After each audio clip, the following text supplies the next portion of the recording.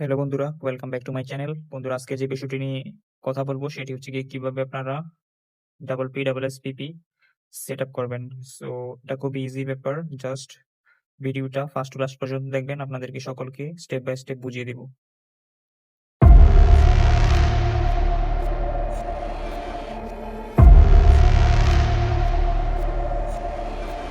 So আপনাদের প্রথমে যে কাজটি করতে হবে সেটি হচ্ছে গিয়ে ডাবল পি ডাবল এস পিপি ইমুলেটরটি ডাউনলোড করতে হবে আর কি। সো এটা কোথা থেকে ডাউনলোড করবেন? এটা হচ্ছে কি আপনারা গুগল প্লে স্টোর থেকে ডাউনলোড করবেন, অথবা ক্রোম ব্রাউজার থেকেও আপনারা চাইলে ডাউনলোড করতে পারেন। যদি আপনারা ক্রোম ব্রাউজার থেকে ডাউনলোড করতে চান তাহলে জাস্ট ক্রোম ব্রাউজারে ঢুকে সার্চ অপশনে যাবেন এবং জাস্ট লিখবেন double P double S EP, হ্যাঁ, জাস্ট লিখে সার্চ দিবেন আর কি।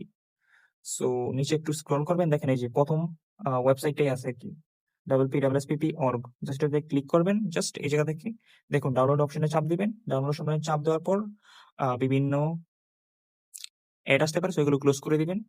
সো একটু নিচে স্ক্রল করবেন, নিচে স্ক্রল করে দেখুন এই যে দিকে আছে আপনার পিএসপি গোল্ড ফর অ্যান্ড্রয়েড। এটা দরকার নাই, কারণ আপনারা ফ্রি ভার্সনই ইউজ করুন, double P double S PP for Android, ঠিক আছে? আপনারা চাইলে এপিকে ফর অ্যান্ড্রয়েড এটা থেকে চাইলে আপনারা ডাউনলোড করতে পারেন। সো আপনাদেরকে আমি রিকমেন্ডেড করবো হচ্ছে যে আপনারা প্লে স্টোর থেকে ডাউনলোড করেন, ঠিক আছে? সো প্লে স্টোর থেকে ডাউনলোড করে ইনস্টল করবেন। এই যে দেখুন, এই যে এরকম একটা অ্যাপ দেখাবে। সো অ্যাপটি ডাউনলোড করার পর আপনারা হচ্ছে কি অ্যাপটির ভিতরে প্রবেশ করবেন। প্রবেশ করার পর আপনি হচ্ছে গিয়ে এই অপশনগুলো পাবেন আরকি। ঠিক আছে? সো আপনি কি করবেন? আপনি হচ্ছে গিয়ে ওকে যে বাটনটা দেখতে পাচ্ছেন এদিকে, এটার মধ্যে ক্লিক করবেন।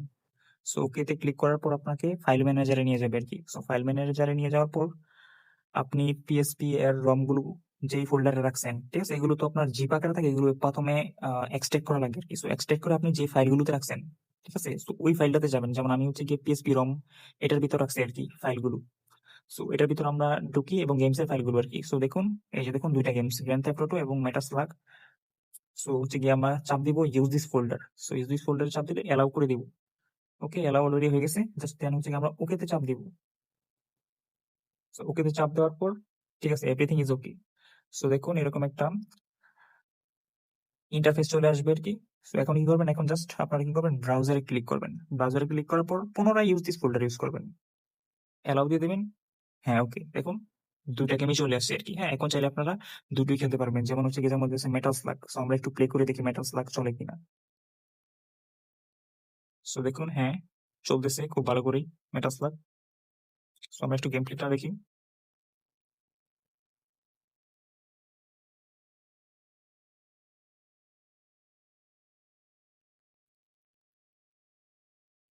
হ্যাঁ, দেখুন কোনো ল্যাগিংস নেই। Press start button. So start বাটনে ক্লিক করলাম।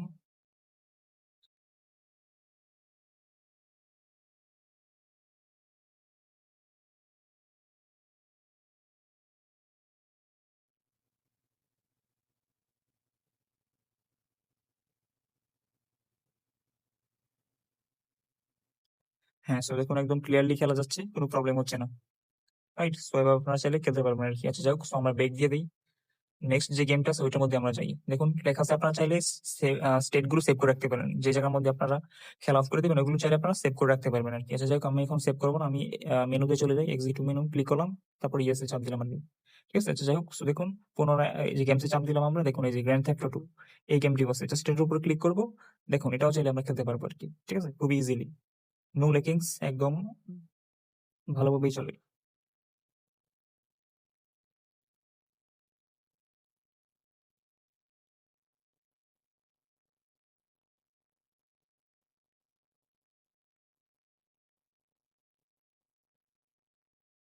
হ্যাঁ, দেখুন একদম ক্লিয়ারলি চলে ভালোভাবে এবং স্মুথলি চলে। ঠিক আছে? সো আজকে এই পর্যন্তই থাকুক। যদি কোনো প্রবলেম হয় আপনারা নিচে কমেন্ট বক্সে জানান।